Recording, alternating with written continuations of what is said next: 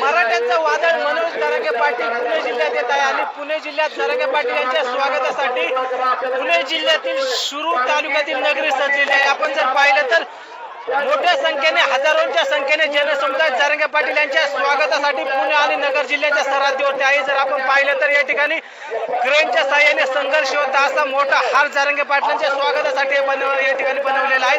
हजारोंचा जनसमुदाय जरांगे पाटलांच्या स्वागतासाठी लोकप्रतिनिधी स्वतः आमदार अशोक पवार काय सांगाल तुम्ही स्वतः जरांगे पाटलांच्या स्वागतासाठी आलेला आहात, आरक्षणाचा मुद्दा काय सुटलेला नाही, लोकप्रतिनिधी यामध्ये कुठे कमी पडतात का सरकार कमी पडतं? निश्चितपणे मनोज जरांगे पाटील यांनी हा जो मराठा आरक्षणाचा मुद्दा घेतलेला आहे, आपण पाहतो की कोट्यावधी लोकांनी आज पाठिंबा दिलेला आहे। सरकार पण देऊ म्हणतं, पण त्या सरकारने ताबडतोब याच्यावर कारवाई करणं अत्यंत गरजेचं आहे की जेणेकरून अनेक वर्षापासून आरक्षणाचा मुद्दा आपण पाहतो की मराठा त्या ठिकाणी दाबून धरलेला होता, तो मनोज जरांगे पाटील यांच्यामुळे तो बाहेर पडत आहे।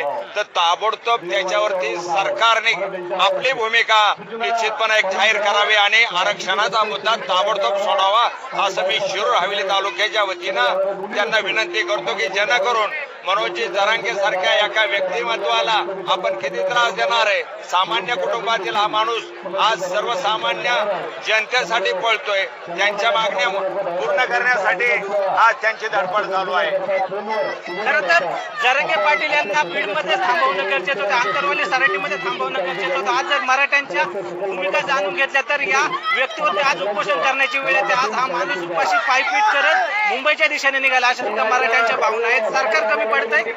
निश्चितपणे सरकार कमी पडतंय।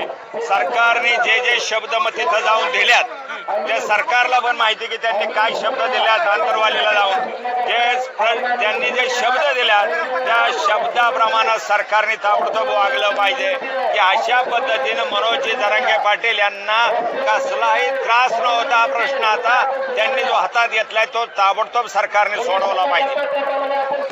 नक्कीच सरकारने मनोज जरांगे पाटील यांचा त्रास थांबवा आणि तातडीने मराठ्यांना आरक्षण द्यावं अशी मागणी आमदार अशोक पवार यांनी व्यक्त केलेली आहे। हेमंत सापुडे, झी मीडिया, शिरूर, पुणे।